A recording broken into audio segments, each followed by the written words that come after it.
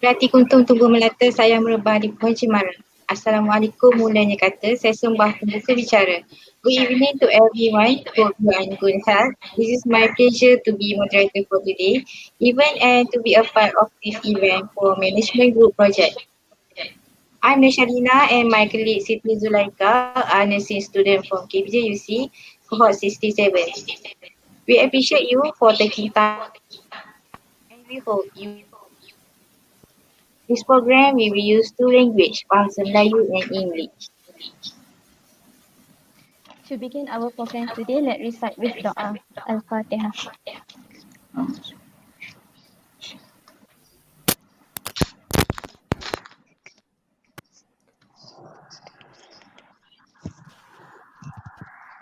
Amin, amin ya rabbal alamin. May our program today run smoothly and be overflowing with blessing, insyaAllah. Sayang kumbang mencari makan, terbang seiring di tepi kali. Selamat datang kami ucapkan, moga diiring restu ilahi. Together with us for the success of today's program is Vice Chancellor Prof. Emeritus Datuk Dr. Lokman Saim, ENT Surgeon with subspecialty in Otology and Neuro-Otology. And our Dean School of Nursing, Dr. Fuzah binti Yusof. She has 24 years of clinical expertise as a workers nurse and experience is pre-operative nursing. She has a various analysis articles on medical and science. She has been KPGUC since 2010 and presently she is Deputy Dean. Not forgetting our student representative today, Tanya Kishore Kumar. She acquired college diploma and received first year High Achievers Award. She presented a critical literary review of the mental health of college nursing students during the pandemic. Thank you to our speaker and all audience for taking time to join our program today. May you all be given help and protected by Allah Subhanahu Wa Taala. This event is organized by the student of Diploma in Nursing Cohort 67. Not too late about Nurses Day. Nurses Day slogan is Nurses, a voice to lead, a vision for future healthcare. Our topics for this today event is COVID-19 and nursing education, the unprecedented challenges. On the 25 January 2020, the first case of COVID-19 was detected in Malaysia and tracked back to 3 Chinese nationals who previously had close contact with an infected person in Singapore. When the cases increase, the MCO starting is at March 2020. The Higher Education Ministry has announced that all teaching and learning PDP programs in universities should be conducted through online platform. The cases increased this year and Malaysia had 5,566 new cases yesterday for COVID-19, showing an increase compared to the previous day. Now, I would like to welcome our Vice Chancellor, Dr. Lokman Saim, deliver the opening for this event to give words of encouragement to nursing students.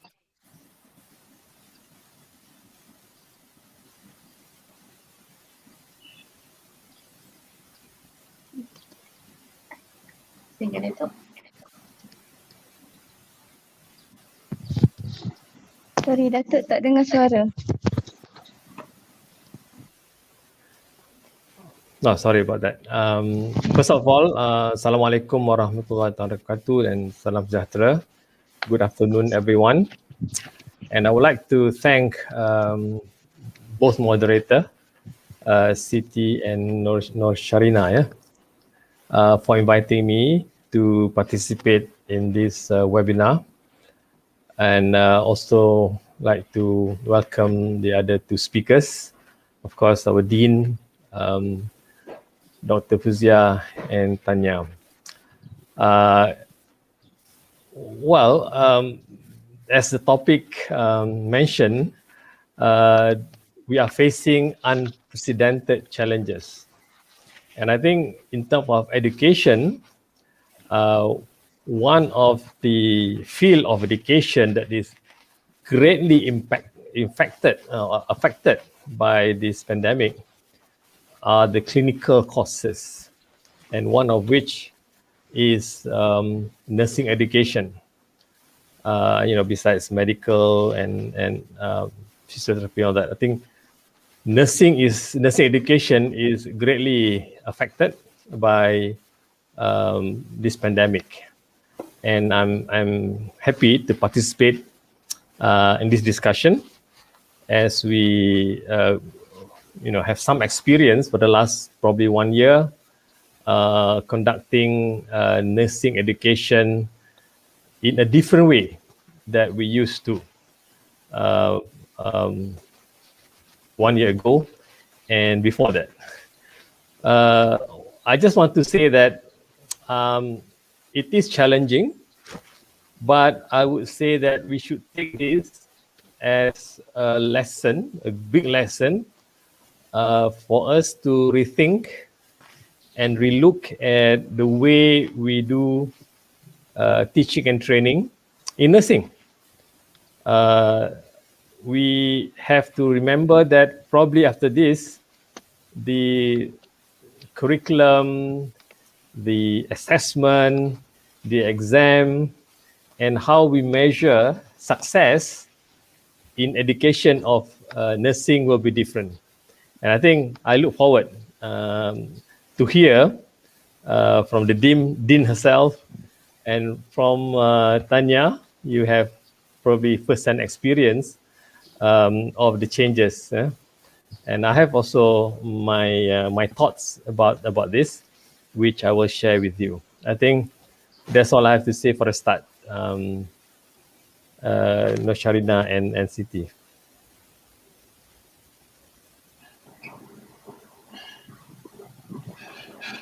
Thank you, Datuk, for the words earlier. Before I start our interview today with an opening question to Datuk.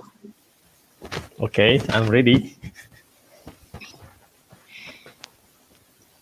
COVID-19 and the subsequent movement control order MCO imposed by the government has deeply impacted the education sector in Malaysia. Can Datuk share with us experience during the pandemic by KPJ in looking as the whole in general and the implications to KPJ you see as an education provider? Sure. The most important decision, the decision by the government that affect education provider like KPJUC and in fact all education all over the world is when this announcement that we are on lockdown. It was announced so immediately, and which we have to because of the COVID-19 pandemic, and it caught everybody unprepared. When we were asked to lock down, close all colleges and face to face, then we immediately have to change from the usual way of teaching and training to online training, which we have been talking about it for many years, but we were still very much dependent on face-to-face, especially for nursing education. I believe one of the reasons is because we have this embedded in our thinking that the only way to acquire skills for nursing and for other clinical courses is through practical training and face-to-face being in the hospital, using the patients as the subject for the eventual training. But when it was announced that such face-to-face and training in the hospital especially were not allowed, then we have to rethink all this, whether we should stick to the so-called norm that we have been practicing for, I would say, for centuries in nursing education, or is there any other way? And I think over the last 1 year, many educators, nursing educators and all that, have sort of changed the perception of this, and I think we will discuss more about this. That there are other ways of imparting clinical skills, and particularly nursing skills, in the training of nurses. That's one thing we have to change.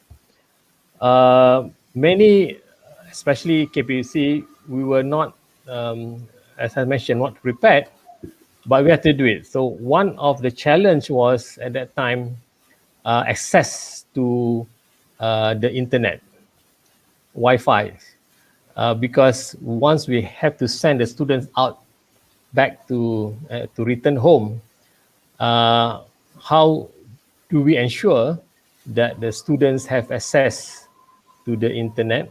There's big challenge, and we face quite a significant problem in that. I mean, the student face quite a challenge on that. Of course, at the university level, we can sort of sort it out by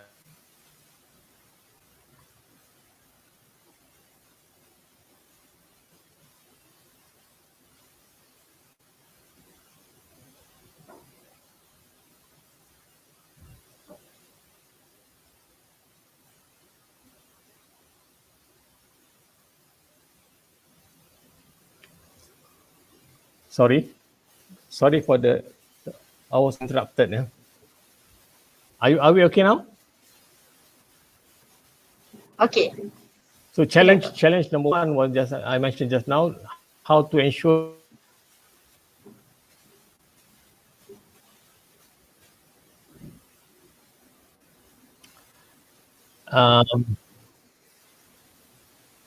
yeah, and number two is how to do the subjects, the course, and the training that we have been doing face to face to online. And I think Dr. Fuzia will be able to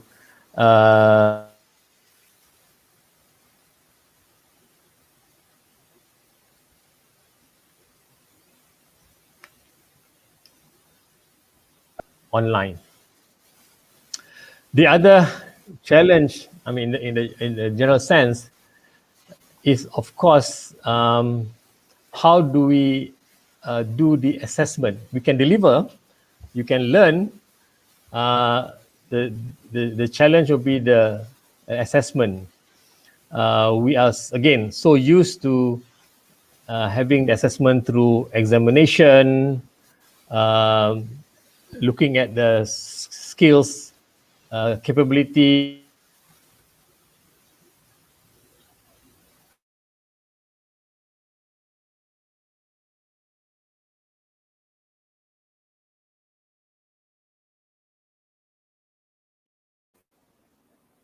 How to ensure that the assessment is at par with the face-to-face assessment. I think for a start, I will just mention those areas, those challenges that we face at the university level when we were on lockdown in the first days.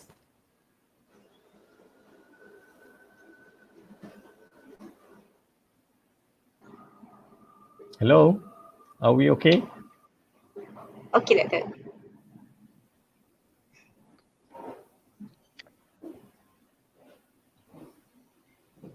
Yeah, I Okay, Doctor, we go. Yes.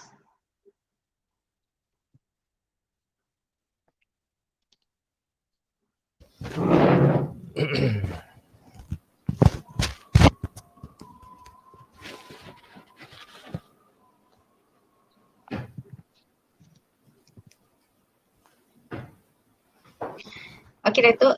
The lockdown in response to COVID-19 has interrupted with campus closures. While the educational community have made concerted efforts to maintain learning continuity during this period, students had to depend more on their own resource to continue learning remotely through the internet. From the insight of Datuk, what are the strategies of KPTUC to overcome the unprecedented challenges? you're asking about what are the steps that we took when this happened last year, right? When Yeah. the problem with well, access to internet is one of the major challenges. In fact, when we decided to put the teaching and training online, Dr. Fazia, we quickly did a survey, a simple study, a survey with all our students, not just nursing, all students of KVC, and we found out that internet access is one of the problem. Number two is accessibility to computer. So these are the two major issues, and we try our best to help. I know we are not getting the 100% help to the student at that time, but I can list you. I can list some of the effort that we made. In terms of getting internet aligned, we help the students, by giving financial aid to be accessible to internet. This probably help those who are less fortunate economically, and then we also uh, help the students by making available. I mean, these are for the really unfortunate student who has no access to computer. We buy a laptop, and we try to distribute it to as many students as possible.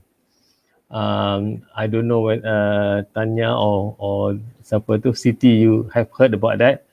Encik Imran especially, we gather, donations, and people who are kind enough to donate a laptop and computer. And he went all over the country. I know he went to Pahang, Kota Baru, and all that to distribute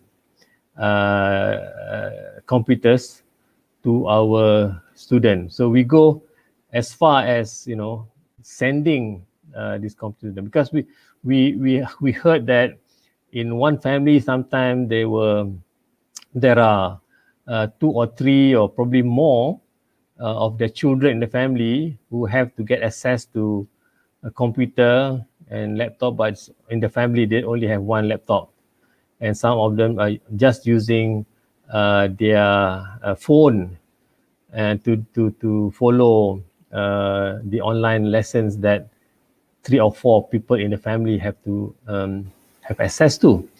So that's the effort that we do, and then other than that, it's very difficult to help. There are also assistance from companies, Cellcom and other companies, telecom and all that give free internet access and all that. So we distribute it to this kind of facilities to the students. So those are some of the effort that we do. But I think the most important is to make sure that if it is not accessible still, we have to change the mode of delivering the lessons. It's not necessary all must be done online like what we are doing now. So at the school, maybe Dr. Fazil can elaborate more. Delivery of lesson, when we say online, does not mean that it must be live video conferencing. Some of them memang tak boleh access, so the school, the lecturers prepare PowerPoint presentation, send them through WhatsApp, send them through email, and then I think most important is to monitor the students out there, whether they are accessible either through video conferencing. If not, we send them by email or WhatsApp, whatever it is. I think most important is I stress this at that time, In fact, I gave a video clip that most important is to continue to communicate. Don't get the students away or get lost in the course because they are not accessible to televideo conferencing. Many other ways of communication. And if the students are not able to follow the lesson today, make sure that they are followed up the following day or the following week so that they can catch up. The lesson here is not always possible to deliver online using live telecast, but we must continue to try, and if not, we have other mode of delivering the teaching and training materials to the student, and the student have to, and the lecturers have to continue communicating.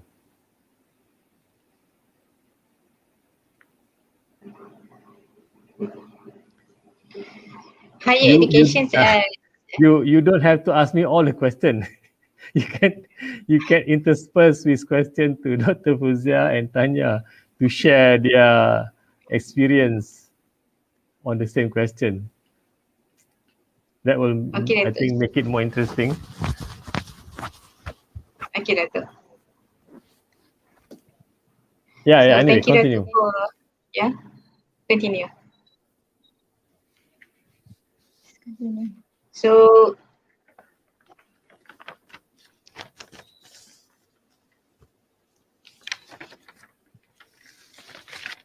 okay, Dato'. So higher education as university close and countries shut borders in response to lockdown measures. After higher education institutions were quite to replace face-to-face lectures with online learning. So these closures affected learning and examinations. KPJ has difficulty in expanding open marketing for school events, booths, and has problems with admissions of international students because it cannot cross the country. So what are the planning in the future for nursing educations?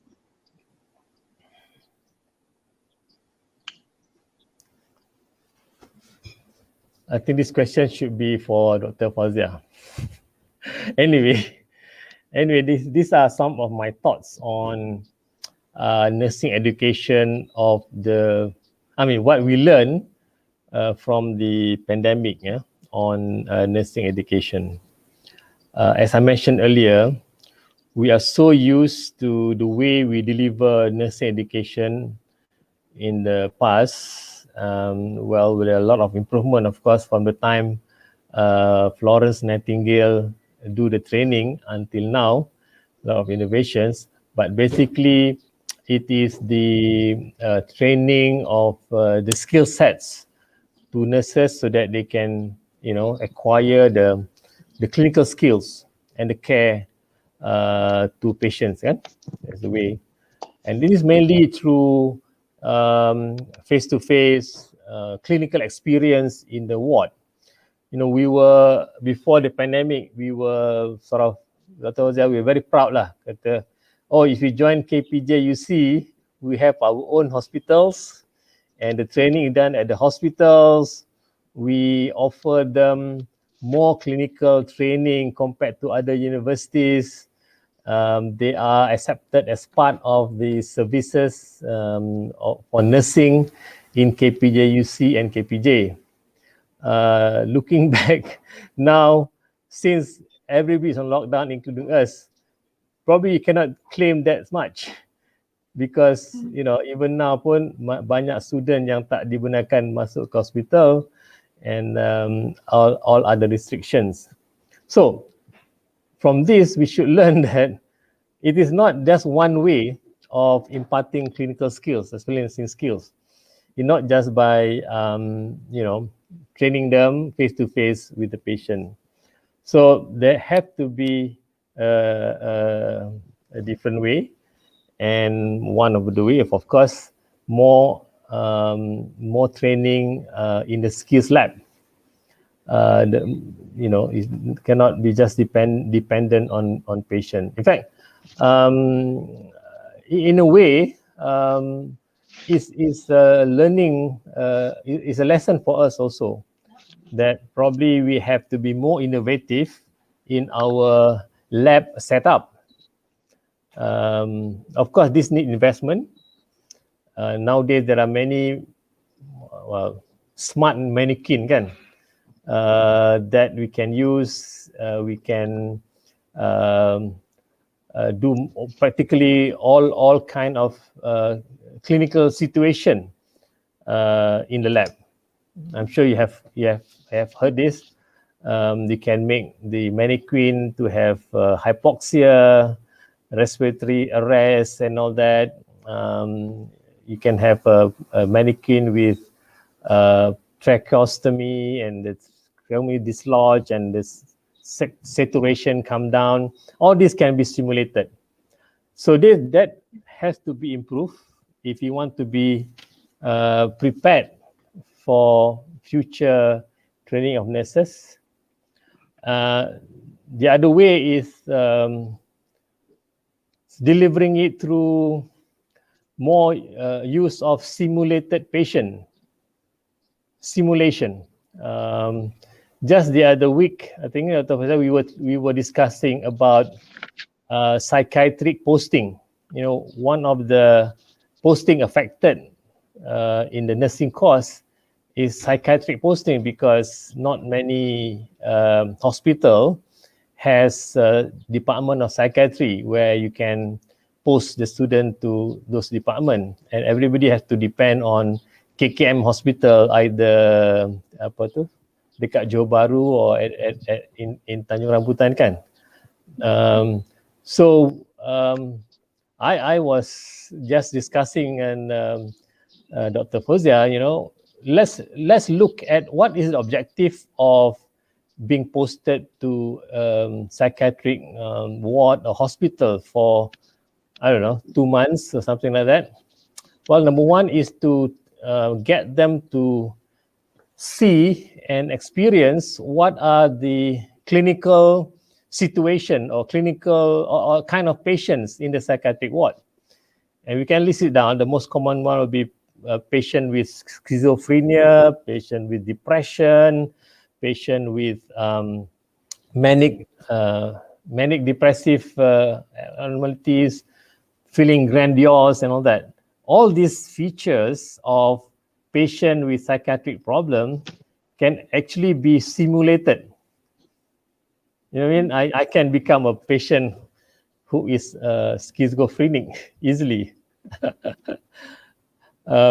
So we can videotape all this and then show to the nursing students. This is example of a patient who is having depressions. You know, ask question, he doesn't want to answer, you know, sitting in one corner of the ward. And for patient with schizophrenia, you can give examples of being grandiose or something like that, yeah?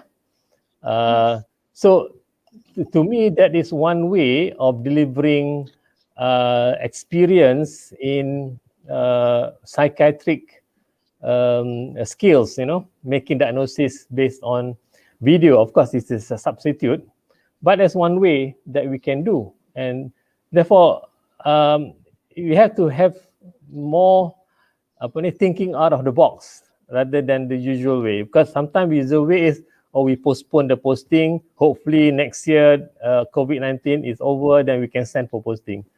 Next year tak boleh, kita postpone lagi or something like that.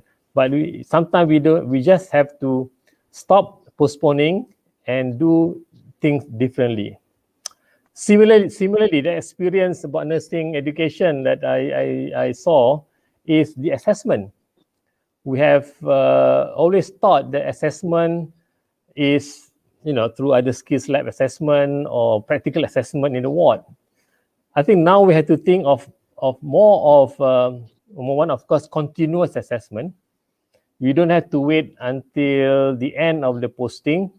Then we have a clinical exam, or exam lah after the posting. it has to be more of continuous assessment, because at any time, anytime there is a problem with posting, we already have a continuous assessment, and we don't have to resort to the final end of posting assessment. I actually I'm a medical lecturer also. In medical curriculum, I'm one of the proponent for continuous assessment, especially in postgraduate. You know, we train students for 4 years to become a medical specialist. Every day in the ward, in the operating room, I teach them and all that. And I know they gain knowledge throughout the 4 years.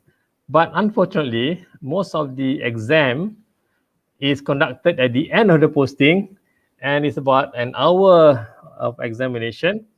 And the postgraduate students pass or fail depending on that 1 hour of assessment, which to me is not fair. You have trained for 4 years, in nursing diploma maybe 3 years, but sometimes we have to finally ni lembaga jururawatnya exam. Yeah. And then you fail that one, the whole 3 years of training is considered as, oh, you not good enough lah, you know. So that's an example of, I think in the future, more of more of assessment, continuous assessment rather than, you know, end of posting assessment. I just lastly I want to comment about, you know, about thinking out of the box. My experience just 2 days ago. I also teach and train, because I'm an ENT surgeon. I also teach and train surgeons from other countries doing operation, and my very specialized operation is called cochlear implant, putting an implant in the inner ear so that the patient who are deaf can hear again. You know how I've been training them? I have to go to the hospital, the overseas hospital, and usually go to Vietnam, Pakistan, and Indonesia, because the surgeon there want to learn about how to operate and put a cochlear implant. So I've been traveling all over the place to train the surgeon, and it's not just one time training. I have to go there every 2-3 months to train people. But because of COVID-19, I've not been traveling for the last 1 year plus. And last month there was an email from Brunei, Hospital Brunei, asking me to assist him, the surgeon, to do operation in Brunei, because they want to do a cochlear implant surgery, and the child ready for the surgery, because the child's deaf. So I said I cannot go because of this problem, and what we did was we arranged Zoom video conferencing, where I sit down in my at home, and the surgeon in Brunei hospital did the operation, and I give direction to the doctor there how to operate. Cut the left side, make incision, drill the ear, because we use a lot of drilling, you know, 1 millimeter burr, change to bigger burr, use the scissors and all that. And we were successful. I think Imran is showing part of the video where I'm giving instructions to the surgeon in Brunei how to do the operation. It was unthinkable before. Number one, because we are so used to the fact that, oh, I must be there. I must hold the hand of the surgeon to do it. But it's a lesson for me too, that things can be done if we want to do it, and we must be brave to be innovative and dare to be different. I think I'll stop here, giving you some examples of what nursing education probably will have to do and to make the changes in the future. And we learned this from the challenges that we faced during COVID-19 pandemic. Yeah, thank you, Dato'. Let's turn to Dr. Fuzia. Uh, Doctor, why students have life at home or in hostel? They cannot go to campus to study face to face, and this situation causes university administrators to have no choice, have online learning channel. However, this comes with several challenges such as ODL. First, even if student and lecturer can get past the technical difficult, one cannot assume that all students has unlimited internet access or own laptop that allow them to attend online classes freely, such as students who are less privileged. What are the strategies taken by School of Nursing to overcome the challenges of education during pandemic? Okay. Assalamualaikum. Good afternoon, Dato'. Thank you, moderate Miss. Siapa nama tadi? Siti ya. Siti, Yes, Siti, and Okay, thank you very much. First of all, I would like to congratulate you for this session today. It's a very good session. And also thank you for other speakers for spending your time with the students today. Before I answer your question, can I just introduce you with what actually we are doing at the first time of the lockdown announcement, in March.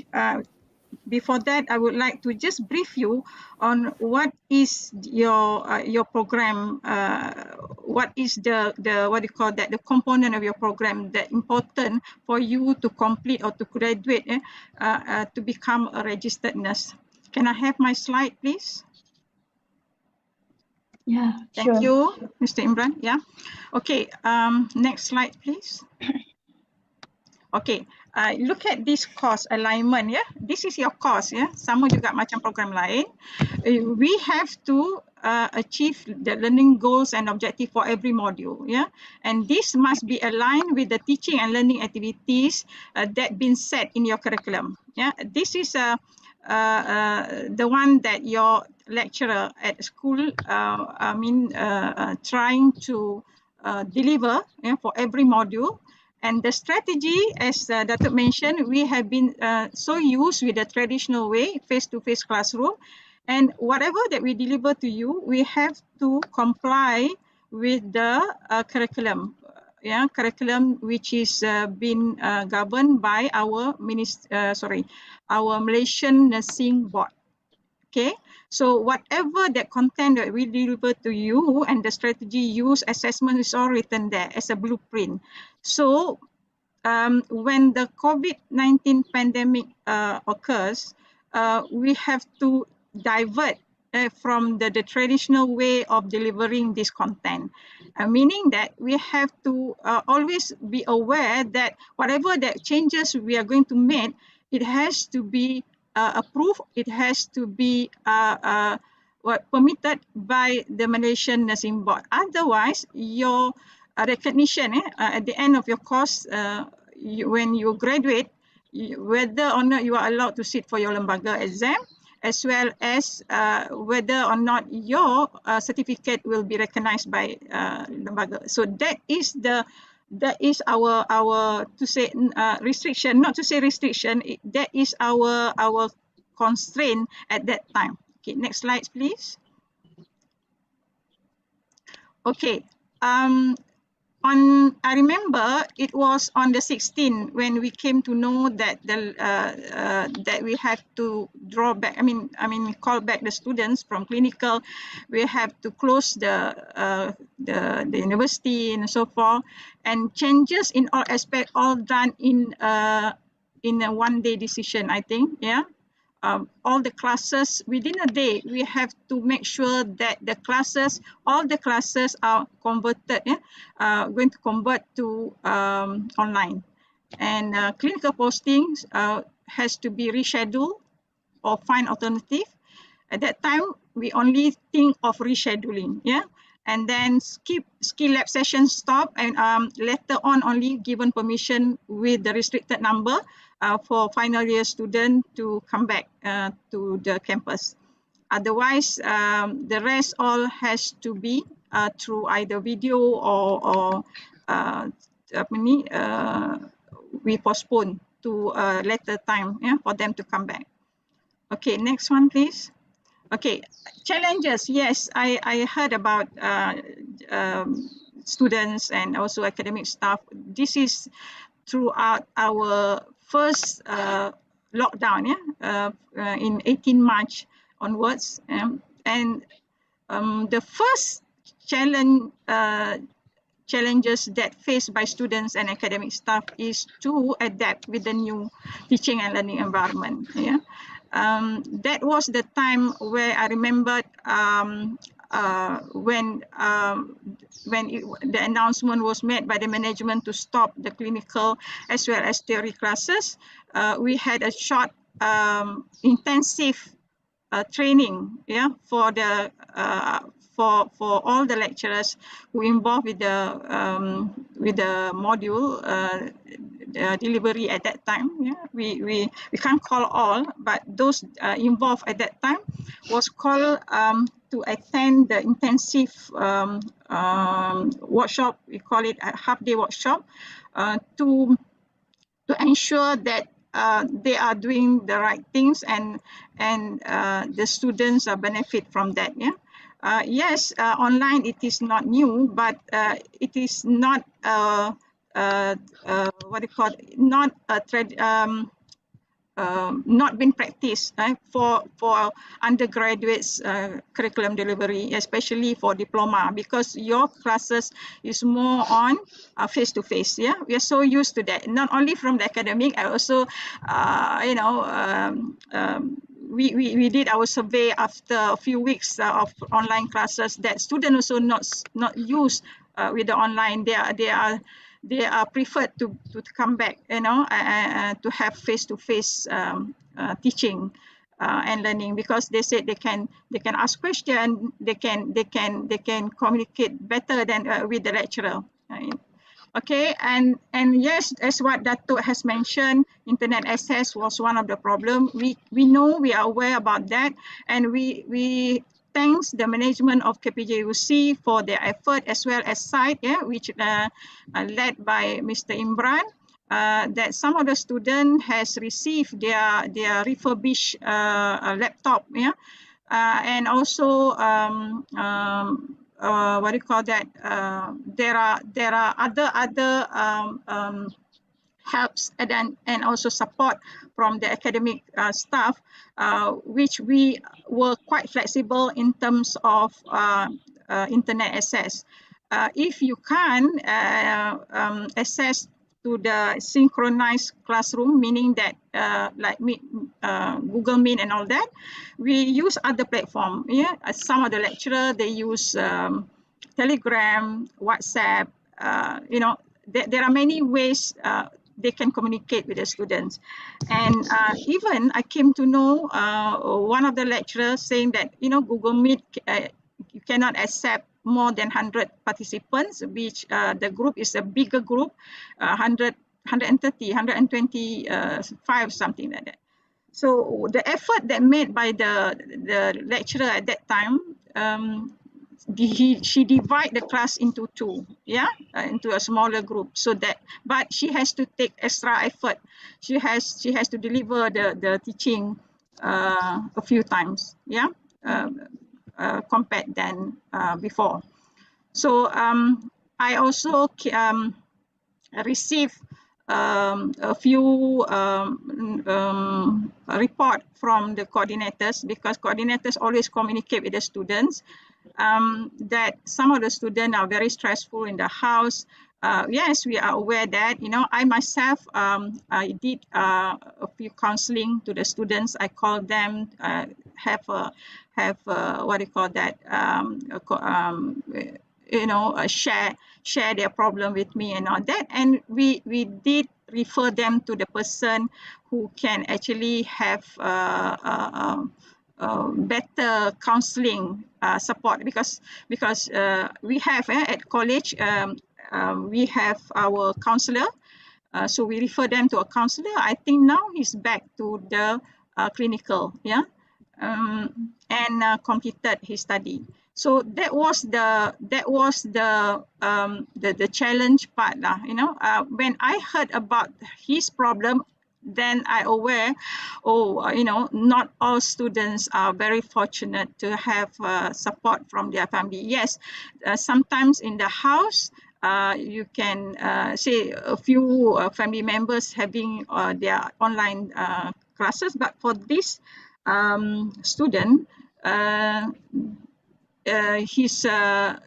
his problem is a bit different, which that I was quite surprised, that there are people out there actually having problem of facing with the different challenges.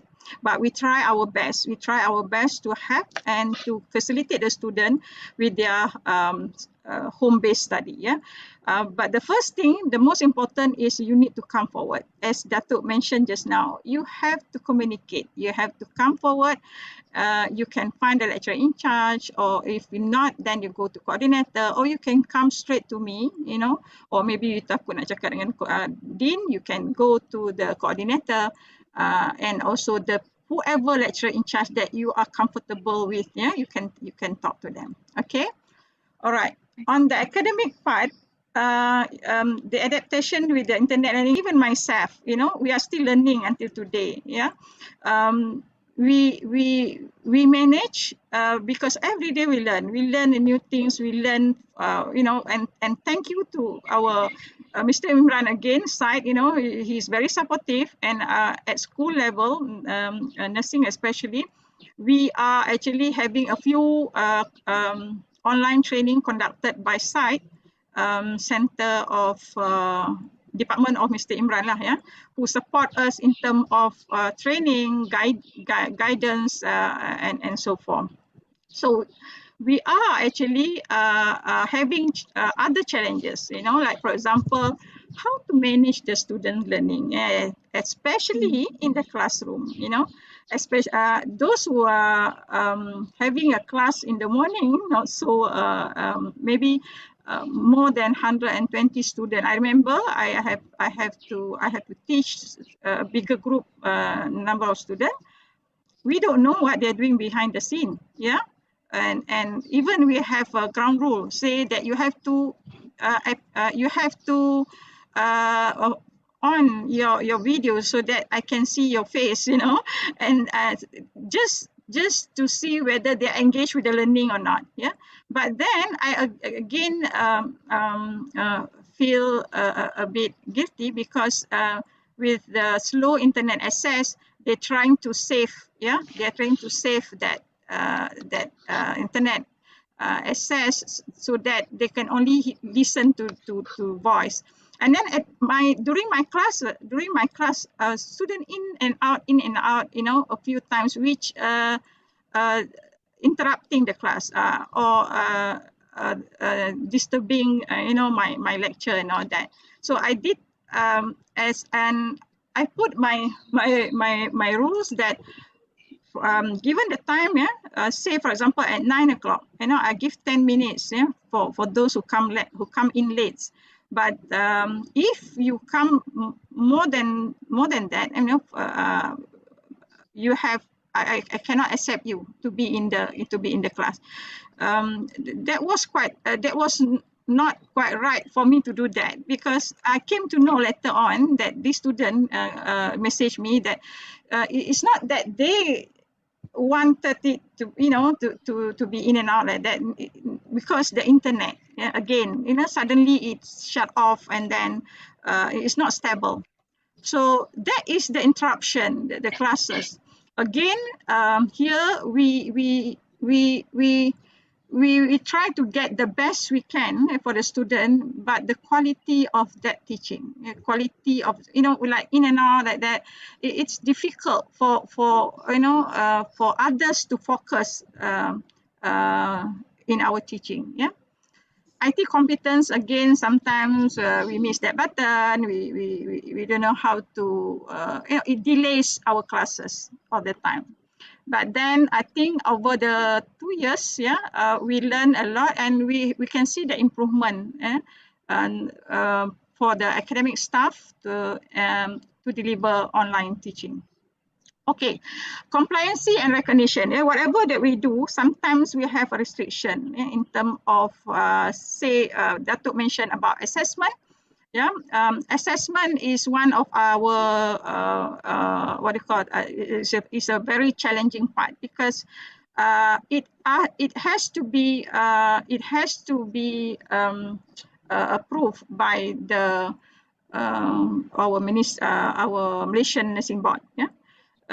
Say for your final exam, for your final exam, it is supposed to be face to face, and it was a lot of negotiation, discussion with the nursing board in order for them to allow for us to conduct a final year exam for undergrad as online. So now the latest is, thank God, Ministry of Malaysian Nursing Board has been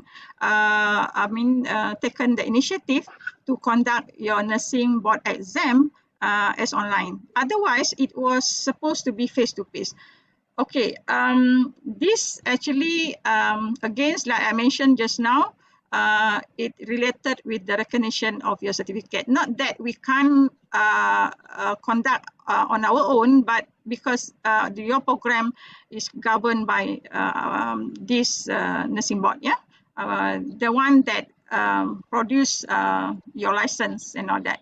So that is our constraint. But Alhamdulillah, until today, they are quite flexible. They are quite, they listen to our complaint and all that. Because at my part as a dean, we always communicate with other colleges as well, the dean and IPTAs as well as IPTS. So we have our own group for 74 colleges throughout Malaysia, and all the updates or changes that made by nursing board or any complaints and any concern, we all can just been answered directly, by the representative of nursing board there. Okay, next please. Okay, now this come to the most important challenges that what Datuk has mentioned just now is the academic challenges. Now my big question mark here is, how do we continue educating nurses in a society facing with social distancing, isolation and quarantine measures, and also at the same time we need to produce nurses, especially undergrad nurses, who actually has to sit for their lembaga exam. You have to get your APC, your license, for you to practice in the clinical. So this is the problem, the big challenge as a dean now we are facing with, and from the MCO1, MCO2 and MCO3, nothing much we can do, not MCO2. But recently, we actually never stop discussing about this with our policymakers, our nursing board and also our MOHI. And we are going to discuss about this, say, like Datuk mentioned about psychiatric posting, CHN posting and all that.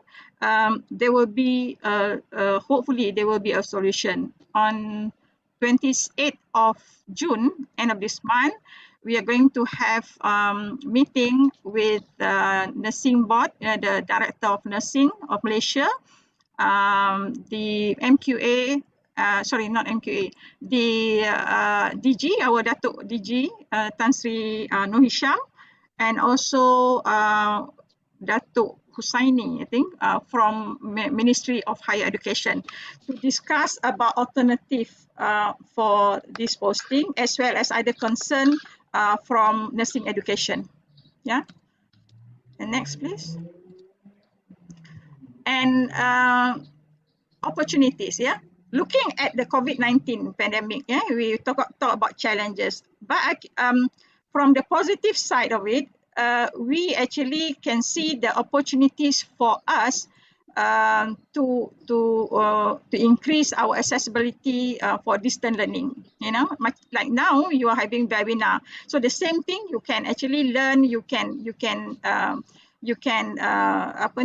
join the webinar which is organized by other countries, and you can also provide training, you know, and your participant will be, you know, internationally. It can be from an international country.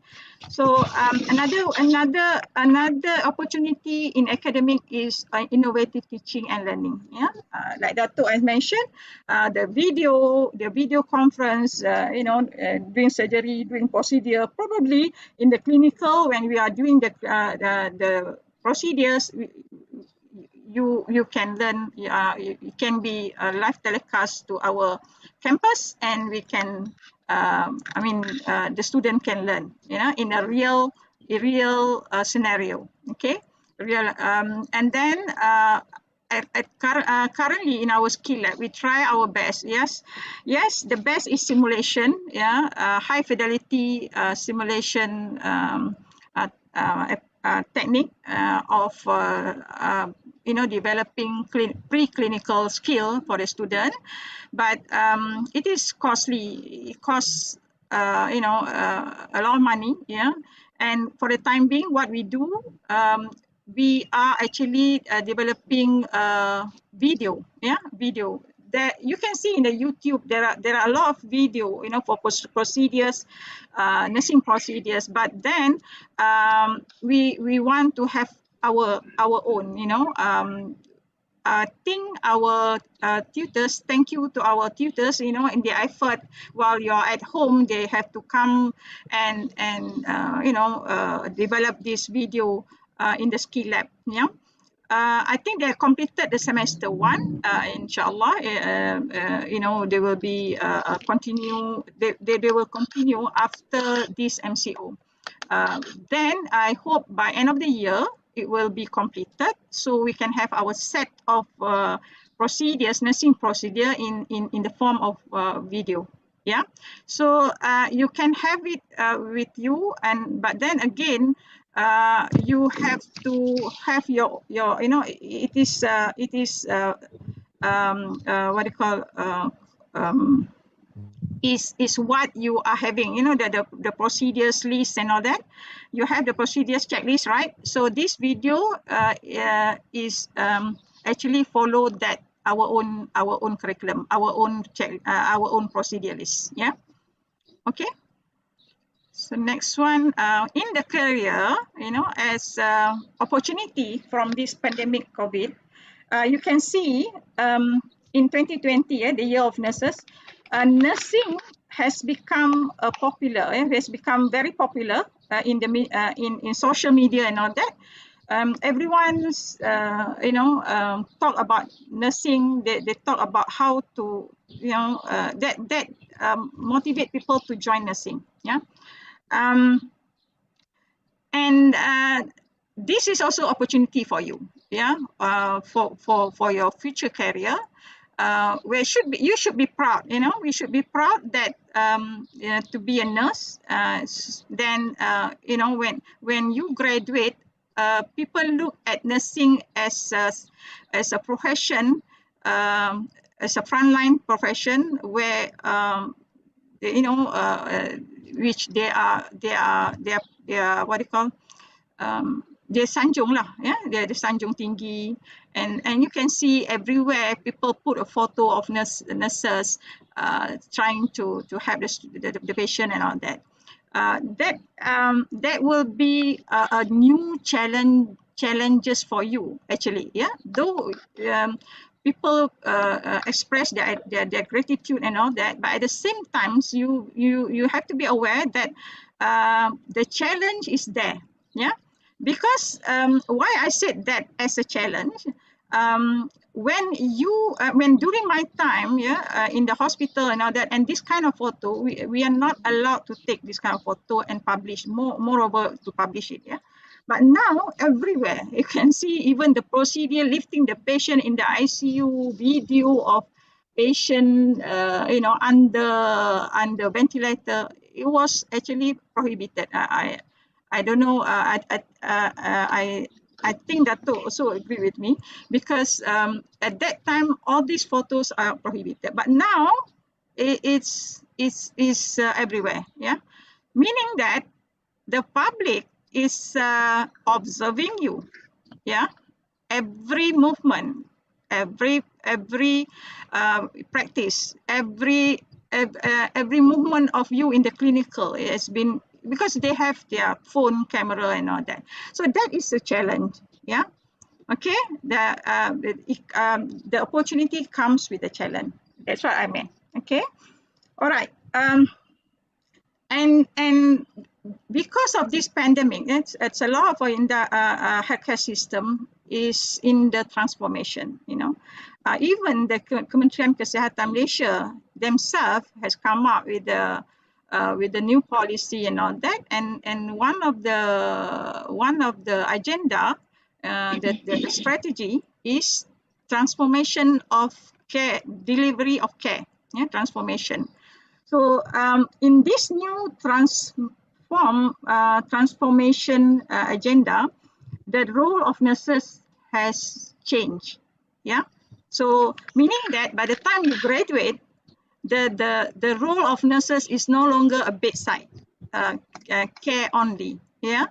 They call it as primary care nursing. Yeah. You know what I mean, isn't it? Yeah. Primary care nursing mean the challenge for you to be a leader in your care to your patient is a person-centered care. All right. So there's a lot of new practice, new autonomy that given to nursing in order to manage a patient, not only from bedside, but also once the patient go home, you have to monitor the patient. Even now during the pandemic, you can see there are people who manage themselves self-care at home, and the nurses call them, visit them, and all that. The home-based monitoring, they call it. Yeah. So before, in many years back, this home-based monitoring is only for child health or mother and child. Yeah, not for other chronic diseases, especially like COVID-19. Yeah. So there will be a new trend then. There will be a new practice. So that comes with a challenge to nursing. Okay. And also the new nursing policies, of course, even in education. Yeah. Recently, when we talk about our difficulties in sending students to say CHN, community, as well as Permai for your psychiatric posting, nursing board has not to say agreed, because they have to get permission from a higher authority, but they are quite open in terms of discussing on the alternative. But then it is not as easy. Yeah, they involve the policy, changing in the policy, our curriculum. I know your learning outcomes is a bit different. Yeah, because I can see that now I'm working. Actually, I'm working on it. I have all the pro forma for psychiatric as well as CHN. I'm going through all the learning outcomes. Then how can we convert this? Because there was a suggestion for the students to be at what do you call that, PPV or CRC, the center. Yeah, because even now, yeah, some of your colleagues actually has been posted to one of our hospital in Ampang, working assisting them with the vaccination program. Yeah, but we want that to be valued, because this is a new experience, new experience for the students. If we post we send a student for this center, how can the student benefit this? Yeah, so they are considering that. Yeah. All right. And the next one, the new nursing position, yes, because of the technology that been used lately, yeah, there comes the nursing informatics. There will be one day the position of nursing informatics, which is nursing. I mean, it has been present in other countries like Australia, UK, and all that, but surely they will come to Malaysia one day. Yeah, so this is the opportunity for the new job position for nursing. Yeah, APN is advanced practitioner nursing. Is specialized nursing, and it must be at master level. Yeah. Okay. Okay. Next one, please. Okay. I think this one later. In the second part, I will talk about this. You know, what is your preparation, learning from this COVID-19. That's all for now. Thank you. Okay, thank you, dear. So now we turn to our student representative, Miss Tanya Kishokuma. First, since MCO start, all students had to follow online learning. Please share those experience and challenges faced at the time. Okay, good afternoon, first of all, to Professor and our Dean. Thank you for having me as part of your panel today.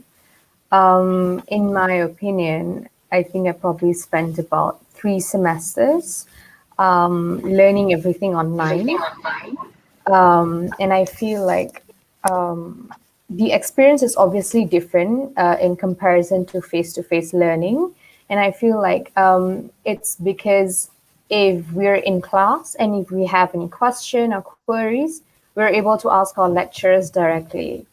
If it's got to do with online learning, then we have to either call them or message them privately, you know, and it's not the same, you know, because not everybody has the same attention span or the capability to understand the material that's being presented by the lecturer, you know, so it's completely up to the student individually on the effort that they have to take in order to be able to understand and catch up with the current module. I feel like that is one of the main issues, other than the internet issues that has already been discussed about. Another problem, I guess, or an issue that I guess students have faced is the lack of discipline, you know, because you're at home and, you know, it's just the 4 walls in your screen. You know, you're not in hostel with a bunch of your friends studying together or doing the assignment together, you know, so it's just, if you know, you know, if you don't know, then that is like another story altogether. So I feel like that discipline that you have to sit down and attend all your classes and be as attentive, the same as a face-to-face session, and to do all your assignments, study for your exams, all the while just being alone, you know, and then with the MCO, you can't just go out. So you're just staying there for months on end. And I feel like that has definitely had an impact on the mental health of students, because as we all know, nursing in general is already really, really stressful, and it can induce anxiety in some people. So I feel like this quarantine and being alone and then having personal or family responsibilities, you know, because you're at home. So, you know, it's natural for your parents or other family members to call on you to do any house chores and all that. So you have to juggle so many other things. So I feel like that is a huge change for nursing students, and especially for the ones who have done half of their course through a face-to-face session with, you know, skill lab and everything.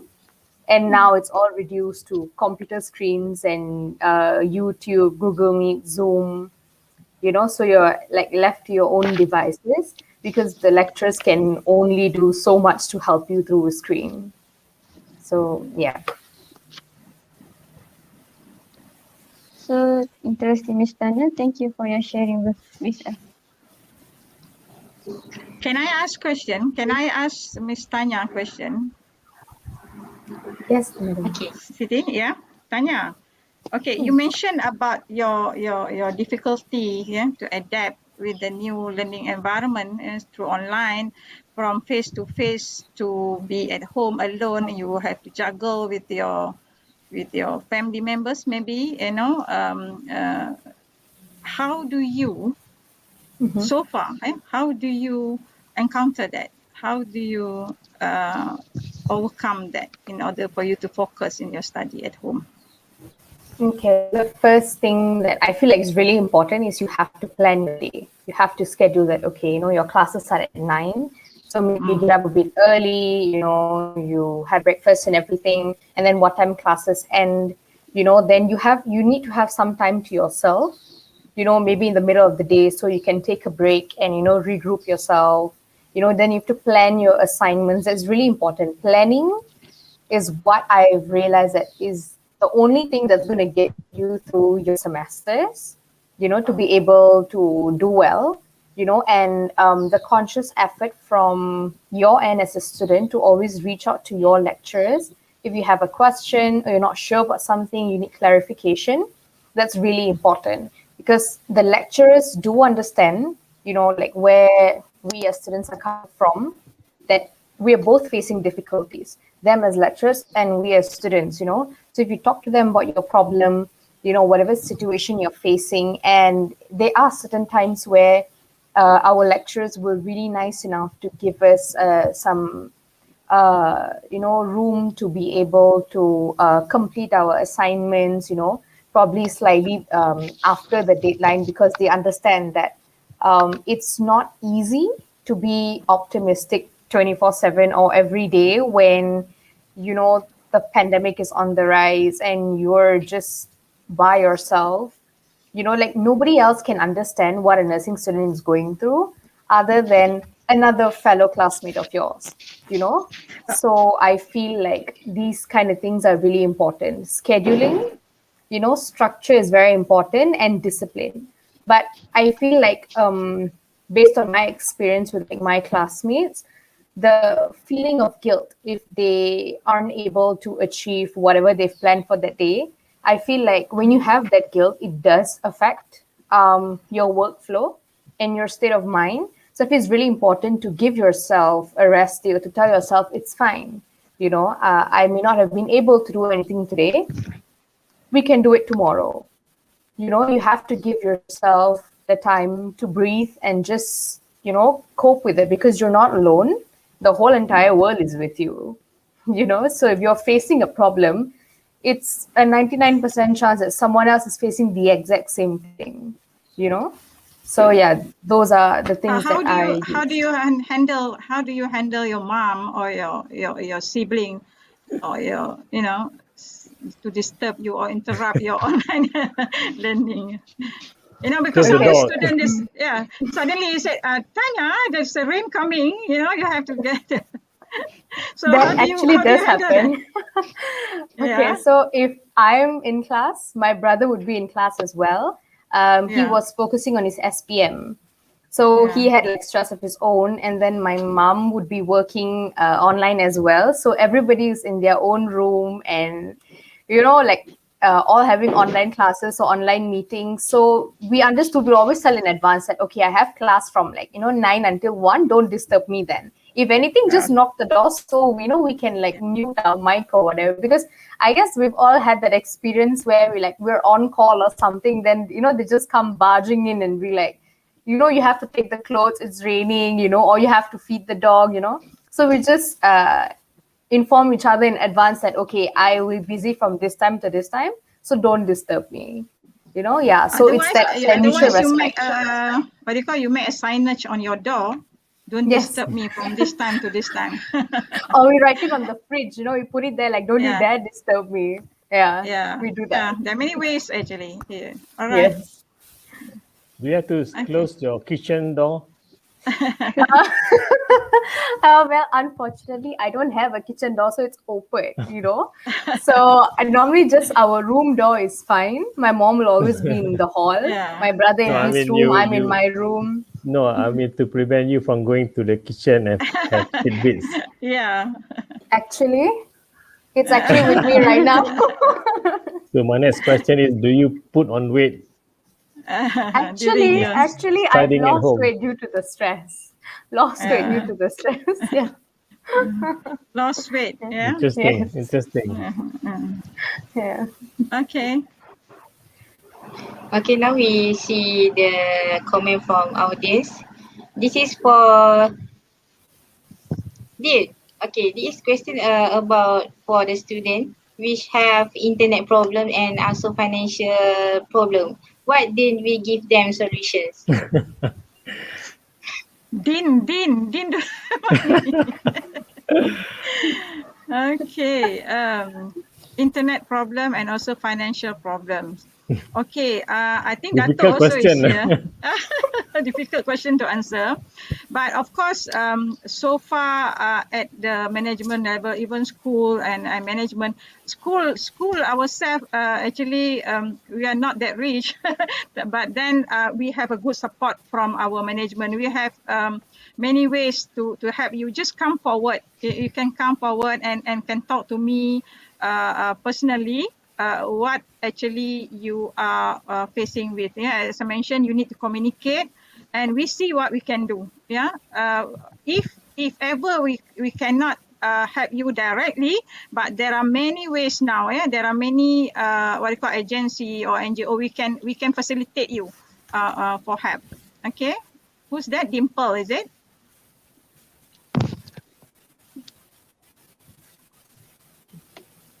Yeah, that's right. Just to add, Yes. it's difficult to give 100% solution to internet problem. As I mentioned, sometimes we do give internet. I mean, to give computer and all that, but it's everywhere throughout the country, throughout the world. Internet problem comes every now and then. As for financial, if there is really a problem about financial, especially paying out the fee and all that, yeah, as your dean said, come forward. In fact, in most of our management meeting during the pandemic, there are a lot of requests, a lot of consideration we have been giving to students who face financial problem. It all depends on what kind of how grave it is and what kind of financial problem they have.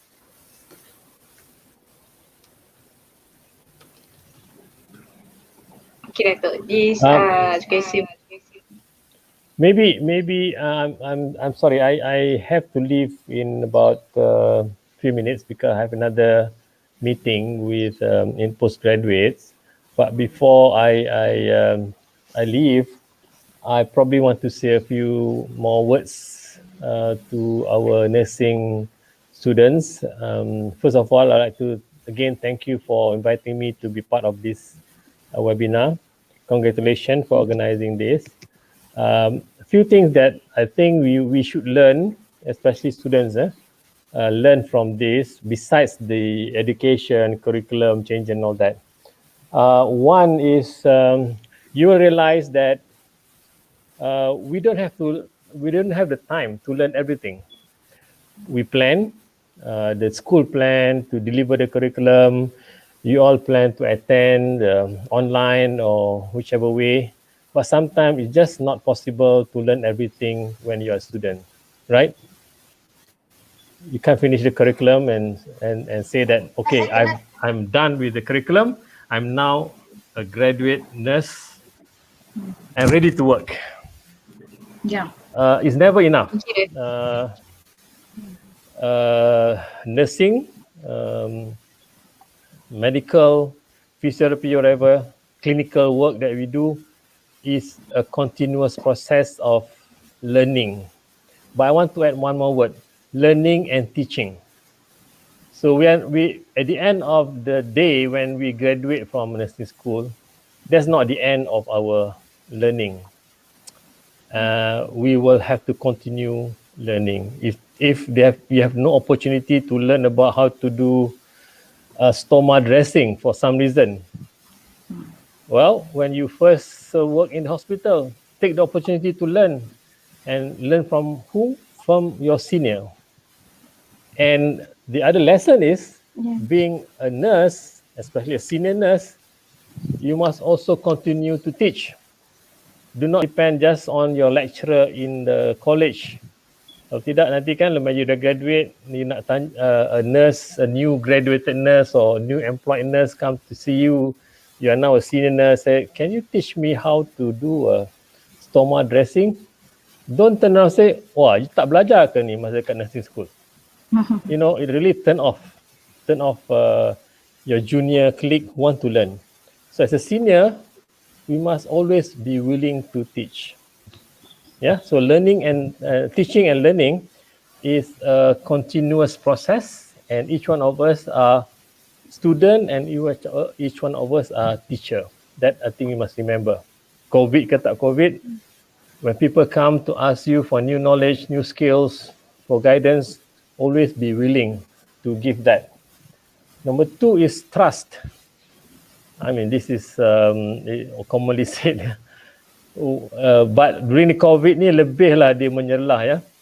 When you want to do assessment online, you always think, boleh kita percaya student ni? Dia open book ke, close book ke, dia ada mother dia who is a nurse teaching how to answer the question ya. There's always that trust. I wish that trust is embedded in all of our students, and I wish that as lecturer, we have this full trust upon our students. If that is so, then we will overcome a lot of issues about assessment, teaching and training and macam distrust lah. Betul ke dia attend kelas ni? Kena ambil attendance tak? Betul ke dia jawab soalan online ke somebody else is answering for? Because nursing like, you know, and any other medical and health professions, we have to be truthful. Yeah. If you think that you can cheat by sitting the exam online and asking someone to sit beside you, you are cheating yourself actually. Yeah. So be truthful. If you don't know us, and there's always opportunity for you to continue to learn if you did not manage to pass the assessment, but you have to be truthful. I think those are the two, I don't know what they call it, side lesson that we can get from the experience of running education, teaching and training online. We have to continue. It may be inadequate. I must say that it's not the same lah. You know what you achieve when you are in the full curriculum, face-to-face like before, and now we have change it to online. But as I said, there's always opportunity to continue learning, opportunity for you to continue acquire knowledge, but you must also put yourself in the position where, you know, people want to learn from you, and therefore you continue to teach. I think that's all from me. I'm sorry I have to leave earlier, but I think it's almost 4:30 kan. You can, and I've had a meeting. So all the best to all of you, my nursing students. Thank you, Dr. Fazia and Tanya, for participating in this webinar. Thank you. Assalamualaikum. Thank you, Dato', for your time.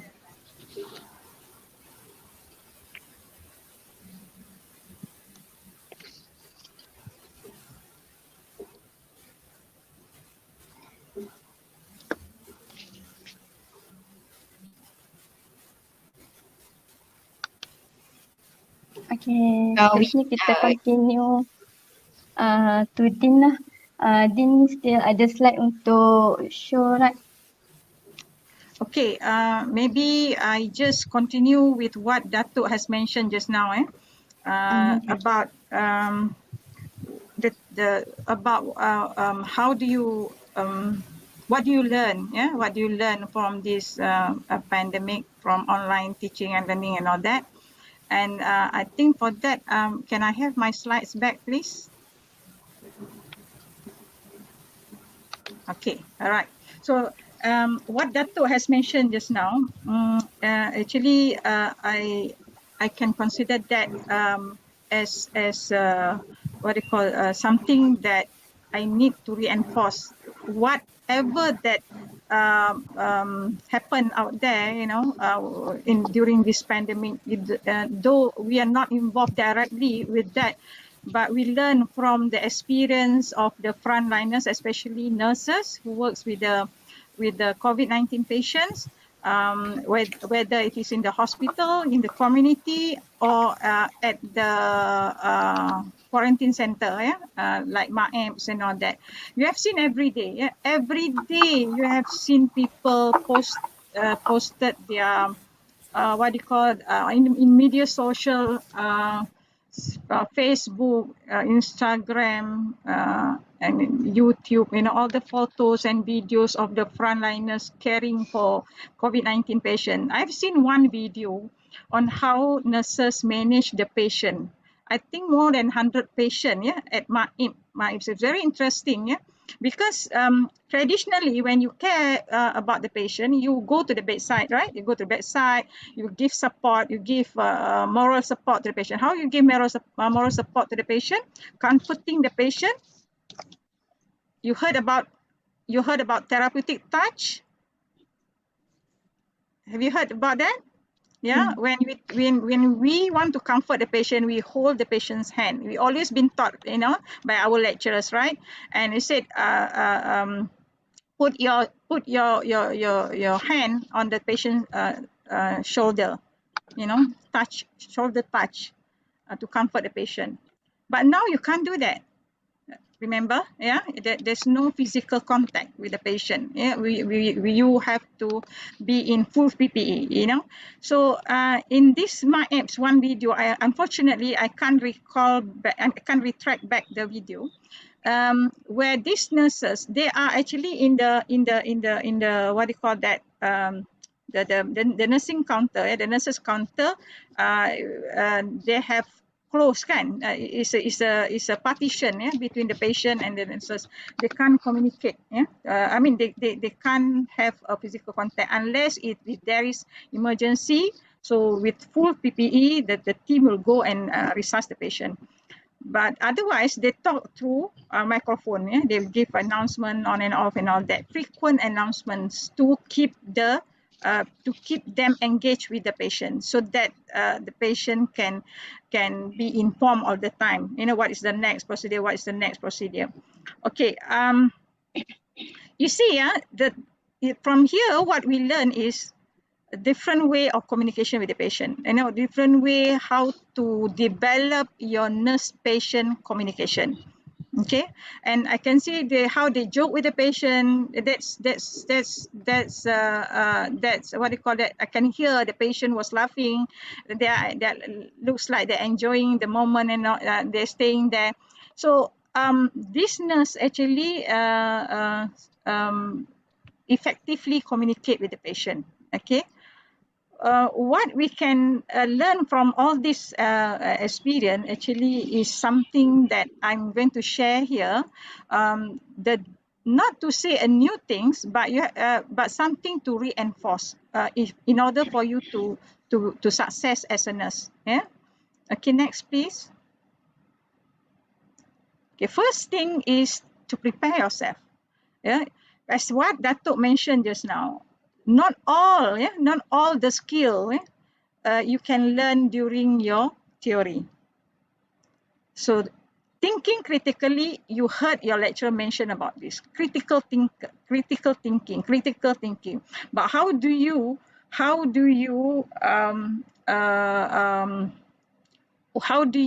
practice that? Yeah. Nursing decision is a very complex decision. From one patient to another, the needs is different. There are many notification. There are many information that you need to evaluate and to hand over to your next shift colleagues and all that. You have to think several moves ahead, meaning that you have to take a step prior to that decision. Okay, and it has to be done quickly, and you need to review all the situation promptly, analyze what is going on, and question what what else you don't know about that patient? What else you don't know about that result or whatever situation that you are facing with. So this is very important. Yeah, think critically. Something that you have to learn yourself. This is what you need to practice yourself when you go to clinical. You have to learn. You have to learn from your senior. You have to experience it yourself, so that you can competent, you can confident, develop your own decision. Yeah, make your own decision and think critically prior to that. Next one, please. Okay, communication. Yeah, Dato also mentioned about communication. So communication is something that you can see from during the pandemic. Yeah, you can see how the top management or the minister communicate with the public and how the KKM, the Kementerian, the healthcare provider communicate with the patient. This is at the higher level. And come to the nursing, when you talk to the patient, how do you communicate with the patient? So all this need to be innovative, need to be creative. Yeah, because of the restriction that we have now. Yeah, in the new situation, it is very essential. You cannot stop that. Yeah, as a good nurse, you need to be able to listen to a doctor's instruction carefully and carry out those instructions quickly. Okay, and sometimes that instruction won't come in verbal type. Yeah, you're lucky you have verbal and written, but sometimes it's just a written instruction. And doctors writing, it's not that easy to read. And if you have any doubt and you have to make a quick decision, who do you look for, to clarify? You don't ask your friend. You don't ask even the nurse there. You must ask the doctor themselves. Oh, I'm very scared to reach the doctor. You have to. Okay? Because otherwise, people may misinterpret the writings, the instruction that given, and you are the one who has to be responsible, accountable for that. At the same time, do not hesitate to ask question and clarify what is needed. Kadang-kadang when doctors are standing there, the nurse, maybe the junior nurses always scared to ask, to clarify. It is your right. You have the right to ask if you are in doubt. You are not allowed to make a mistake in clinical. You are not allowed to make a mistake in the clinical. If you do, if you do so, you have to admit and you have to come forward and ask for the right person to correct it. The right person, not your friend. Yeah. And exceptional nurse not only listen and carry out the instruction, they also advocate for their patient. Advocate means what? Support the patient, facilitate the needs. Yeah.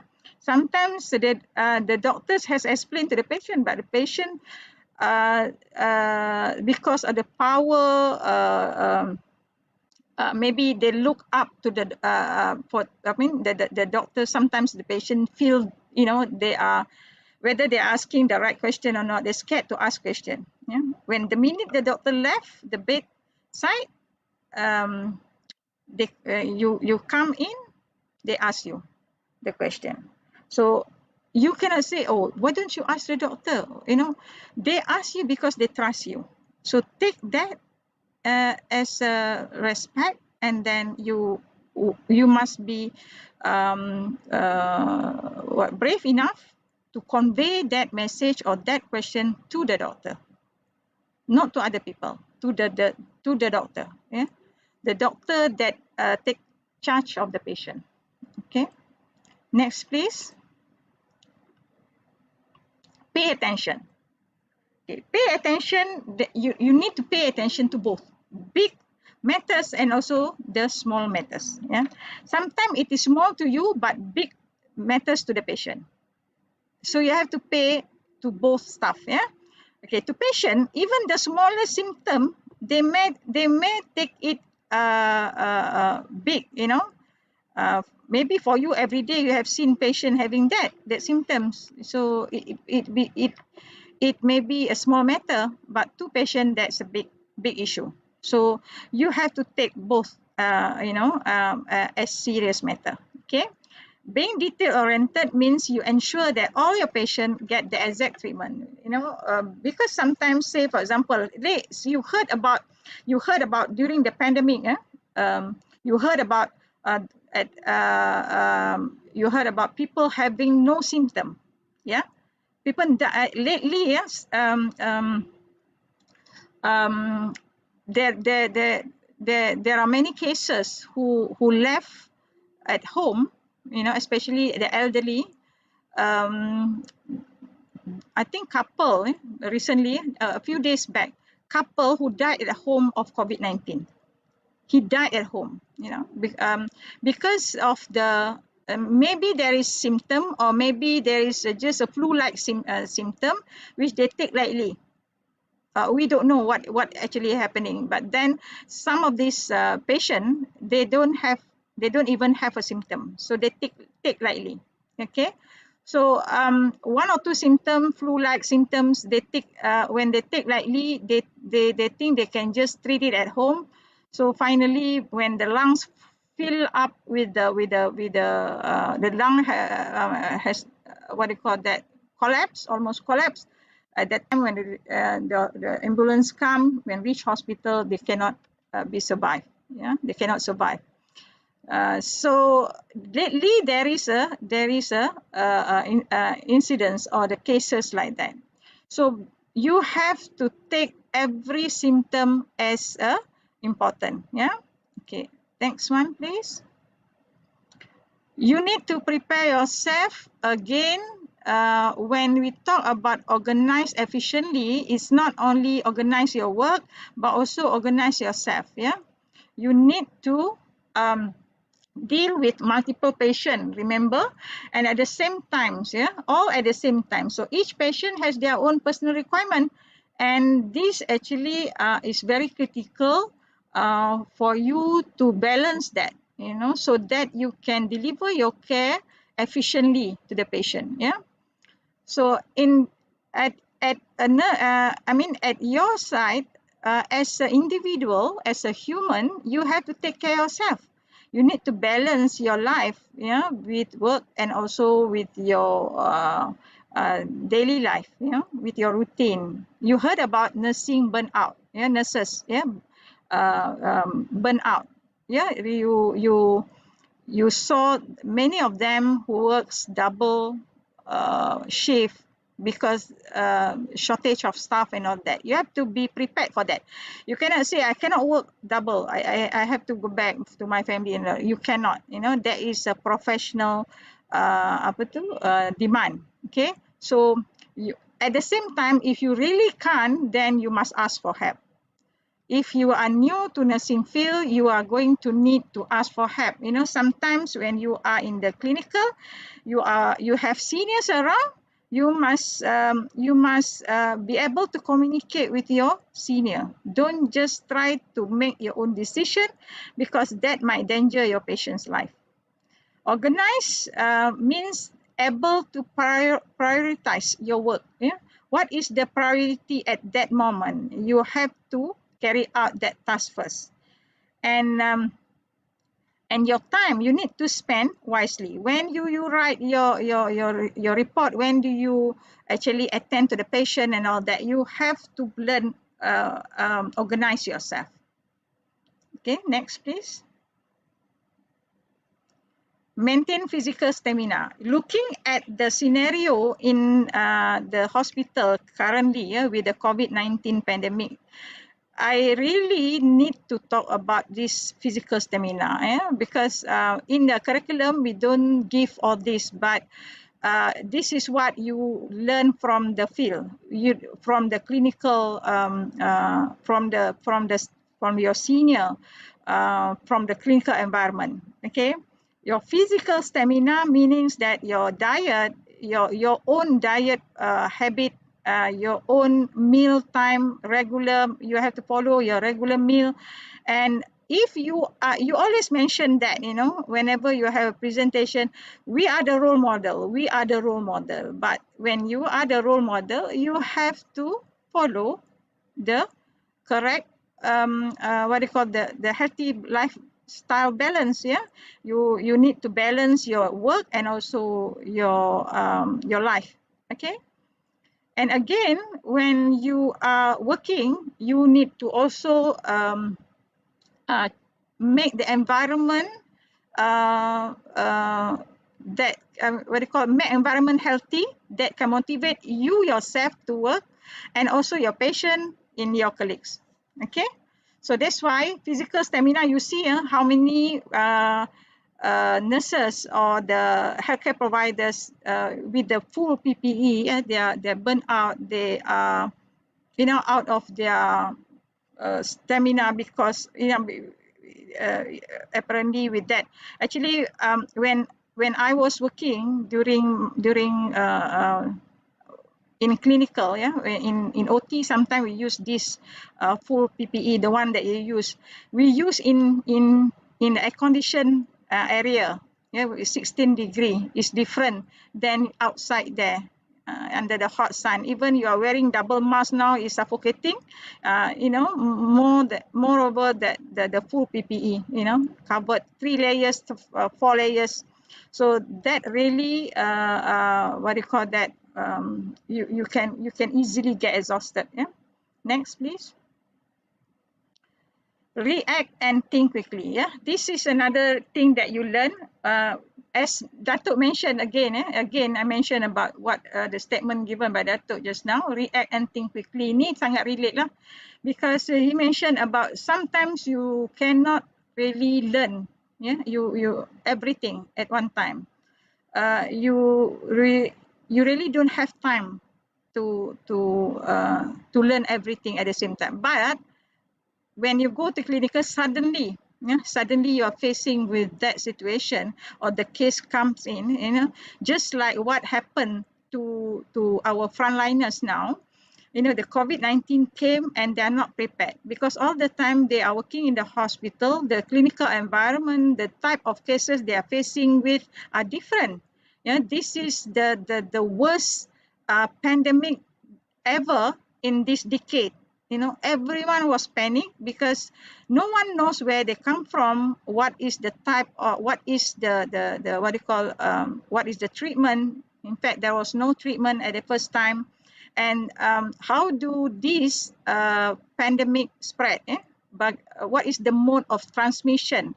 Even until today, the mode of transmission, they consider all. It can be the air, direct contact, or airborne. Now they treat as airborne. So it's still changing. So maybe tomorrow or day after, the scientists come up with the new findings, then they will change again the policy. So this is a ad hoc changes that they need to face with. You have to act and think quickly, meaning that whatever instruction that maybe that time you are in the ward, or what, you are facing with the new situation, go back to your principle of nursing, go back to your principle of decision making. That is why all these competency, all these skills, you have to learn over time. You have to learn not by reading, but by your experience. You have to experience it. Next, please. These are the things that you learn from on the job. Understand and have compassionate ability to be compassionate to your patient. This actually you can learn when you are experienced with the patient. You try to be a good listener. You understand the problems, and then develop your confidence to deliver or to advocate the patient. Okay. Next. Emotional stability, yes. Yeah, you gaduh macam mana dekat bilik, or maybe you are married, you are not you are under stress with your family. When you come to work, you have to be as normal as you can. Yeah, because when you are not stable, you can actually pass that to your patient. Yeah, and there come the loss of respect from your patient, and you that will be a long term what do you call that you lose your confidence in your work, and there's so many effect of that. Yeah. Okay, next please. Responsibility, yeah, all this you learn from the clinical. Okay, you need to be able to put yourself in the patient's shoes.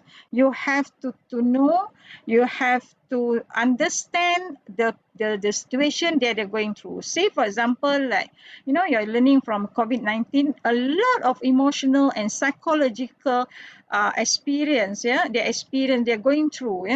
Say for example, even when you are reading the news, the whole family being infected, and they are all scattered, one in MAEPS, one in ICU, the others are at home. Suddenly the one in ICU died, and then followed by the mother, and here the children. Just 2 days ago, you read a newspaper where the whole family was affected badly, yeah, in Negeri Sembilan. Yeah, 5 of them suddenly lost their parents within a day. So imagine that the experience that they're going through. So a lot more. Here comes the importance of psychological support. Usually when you heard about psychological support, when your lecturer mentioned about this, yes, you know your step and all that, but do you really practice that in your daily work? When you go to clinical, do you practice that, or you just focus on your logbook? All these skills, the one that I mentioned, yeah, is you will have to learn from the clinical. Okay, next please. Apa lagi? Respect, yes, respect everyone, including whoever, even the cleaner. You have to respect the patient. You see the patients come from a different background. You treat them as the same, yeah, individual. The patient, you need to be treated individually. Okay, next one. Keep calm under pressure and during a crisis. This is the importance of emotional stability, because otherwise you cannot keep yourself calm, and then especially when someone shout from this side, the other one get pressured, and they shout from screaming from the other corner, and you become agitated, and then you also screaming to your colleagues. Next one please. Adapt to new and constantly changing situation. Yes, what we learn from this pandemic, actually everything is changed. Every day is a new things come in, and you have to adapt yourself. Say for example now, when we said about this pandemic in education, you have mentioned the challenges that you face when there is a change in your teaching and learning. That is actually a training for you, yeah, training for you, because in the clinical, the changes is unexpected.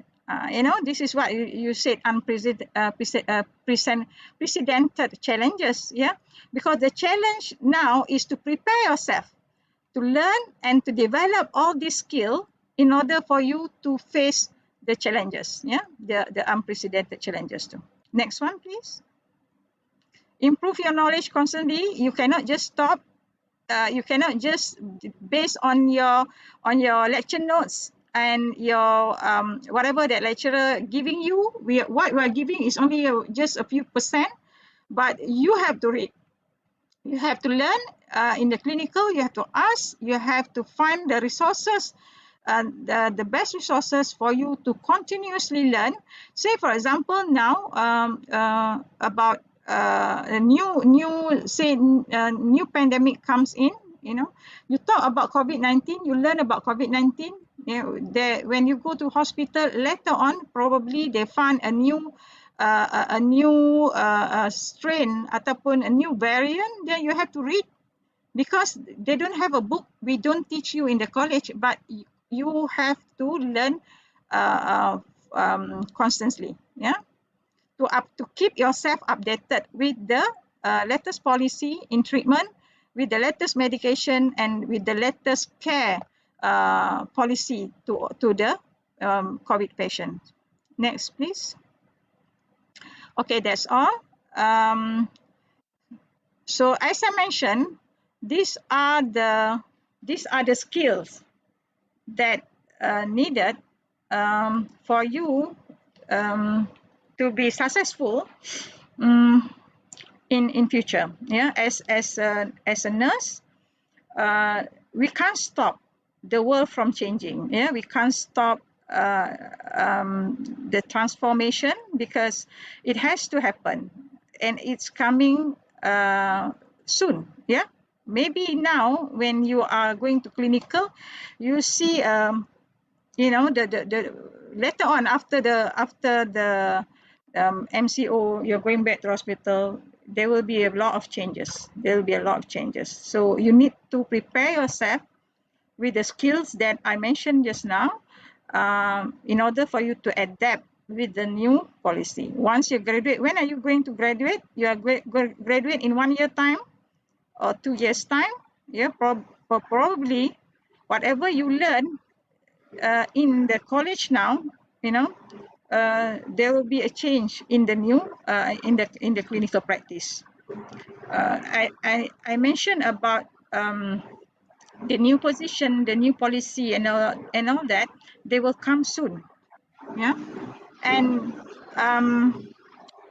remember, you have to berpegang pada your principle in nursing. Yeah, so you cannot just take directly. What we're giving you is a principle in nursing. The model, the characteristic of patient is just a scenario, or is just is based on the current situation. But once you graduate, when you go there in the clinical, probably you are working in the different ward, and you are facing with a different kind of patient cases, with the healthcare, with the new type of health problems or health crisis. You can't say that, oh, I haven't learned, I never learned during my college. You can't say that. You learn about the principle, you just berpegang pada principle itu, and you have to adapt with the new policy.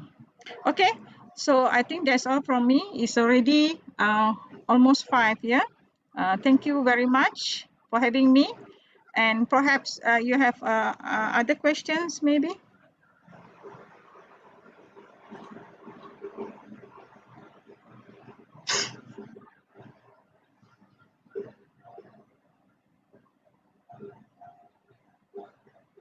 Okay.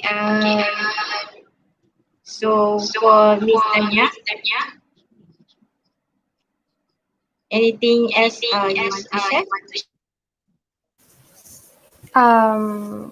Sure, no problem. Like what our dean has said about nurses during this pandemic and all that. I'm actually currently working as a frontliner. So I do deal with COVID patients every day. And obviously there is a difference between working in the hospital and working in a setting where you can't avoid it, So we work up to 17 hours at a time, with no break and all that, because our patients need us. There have been so many times where the patient will, collapse, or they can't breathe, and we need to call the ambulance, and we need to make sure that they are revived. So there are a lot of different protocols in place for COVID patients. We also deal with normal patients, but different diseases and everything, like our hospital does. But we can see that difference. in my opinion, when you're in the hospital, you do have that fear that as a student, how we're going to deal with COVID patients, how we're going to react. And all, since it's the first pandemic in almost 100 years, but then once you're in the work field, you only think about it being your responsibility, then you, in a way, you don't have that sense of fear, because for you, if you're in this field, that's something like you graduate today, tomorrow, or even next year. I don't think this pandemic is going anywhere anytime soon. So you most probably would be, entering the work field during this pandemic. At the start, my first day of work, I was, nervous, apprehensive, how's it going to be and all. But then as time goes on, when you take the necessary precautions and when you have to test these patients and they come with all sorts of symptoms, and you have to take care of these COVID patients, make sure all the necessary protocols are in place, and you have to multitask with assisting the doctor, doing all sorts of dressings. We take care of the pharmacy section, so in terms of preparing medications, dispensing, the accounts, basically anything and everything under the sun. So you have 6 people and you have to, do all this in one shift, and we have up to 100 patients a day. So I realized that if you're not working during this pandemic, you won't understand that stark difference, between us being a patient, us being a student in the hospital and working with all sorts of protocols. And, I guess our nurse instructors, our lecturers and all, they take care of us as students, and we're a bit vulnerable, I guess. So I guess that's one of the reasons why we're not allowed to go into the hospitals and clinical training, because of that, because there is that worry that would we be able to adhere to all the SOPs that is set by KKM and all. But then once you start working, that is something that comes naturally. The more you study nursing, the more it comes to think outside the box. And you just have to adapt to the situation. Every day, every other hour, there's a completely different situation. And as nurses, whether you like it or not, if the patient is COVID positive or not, we just have to deal with it like on the spot, prepared for it. But I guess that is a part of our job. And as exhausting as it can be to work 16 to 17 hours a day, sometimes I work 15 to 16 days straight, no off, nothing, because there's just that many patients. But as nurses, you have that sense of appreciation, for all the current frontliners who've been doing this for months on end, the pandemic. Once you go into it, only then you realize that exhaustion and mental strain, it's a lot. But I guess you do your part, whatever little you can help. That is one of the rewarding things. Yeah, that's all.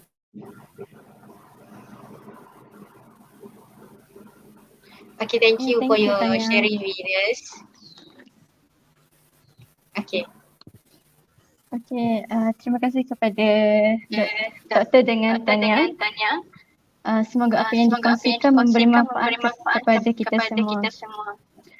Sebelum saya lupa, audien boleh isi feedback yang kita dah share dekat komen. Okay. Alhamdulillah, program kita telah sampai ke penghujung. Thank you very much to Dr. Fuzia and Miss Tanya Kishakumar for spending with us truthful knowledge and advice that we can take. Thank you to all audience to join our session today.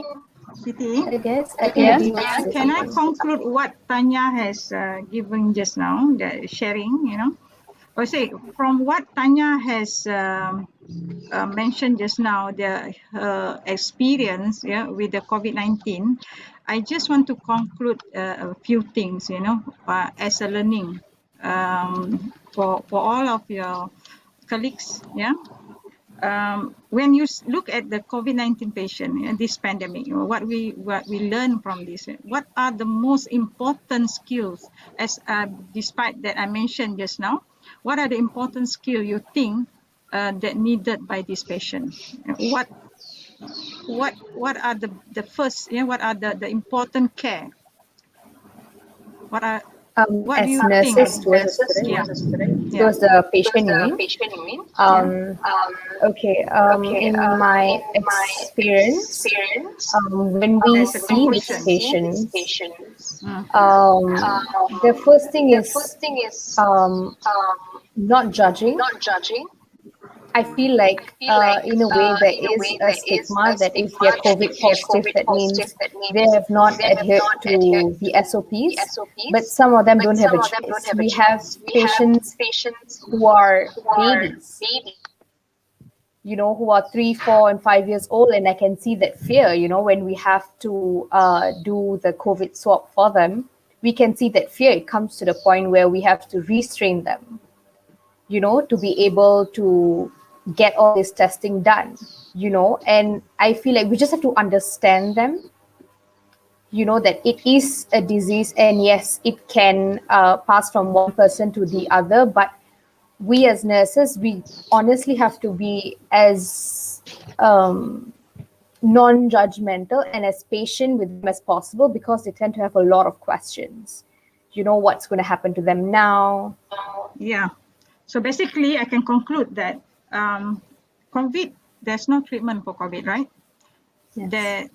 There is just we observe how the body can fight with the infection. So the three things I conclude. Psychological support is very important, because they are there just to going through the 14 days, and then whether they develop any symptoms, we just treat whatever that symptomatic treatment. If you have flu, you give the medication. You have fever, you give the medication. That's all.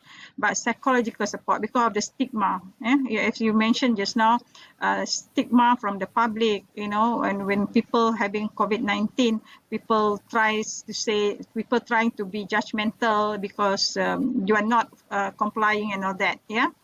That's number one. Number two is communication. Nurse-patient communication. These are the area that I mentioned many times.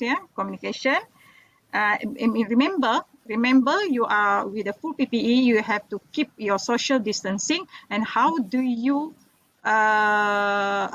communicate with the patient in this situation? That's creativity, and use your the basic of the basic principle of communication is to keep the patient informed. So this is number two. Number three is health education. Education. So education, there is no border. It can be done at the bedside. From the bedside, it can be done in the community. It can be done anywhere. Anywhere. Whenever you see the patient, whenever you talk to the patient, there always a ruang, what they call the opportunity for you to communicate, to educate the patient. Okay, so we conclude, especially from the from the sharing of Tanya just now, that these are the things that are very important, and to all the students, remember, these are the area we tend to take for granted. We always focus on the procedures, but you learn something from this pandemic, that This is very important that you have to build up, and it is not learning from your module, from your lecturer. Yeah, you have to practice, you have to develop that over time with the confidence, with the experience and all that in the clinical or anywhere, not only in the clinical, anywhere, you can actually develop this skill very easy. You can talk to your neighbor, you can talk to your friend, you can talk to anyone to develop that kind of what do you call the skill of the advocacy, the sympathy, the care or education. All that can happen anywhere. You as a nurse, as a student nurse, you can be an agent, health agent at your hometown, at your even within your family. Okay, thank you. Thank you. Thank you, Doktor. To Dr. Ponziah and Ustazah Kisha Kumar. Thank you So, to participating to all audience to join our sessions today. Special thanks to our Madam Teh Halimatan for guiding us along the process of making this event and a successful one. And of course, thank you to all participants who attended today and happiness day. Kalau ada semua di thank you. ladang, boleh kita menumpang mandi. Kalau ada umur yang panjang, boleh kita berjumpa lagi. Sekian, terima kasih. Thank you.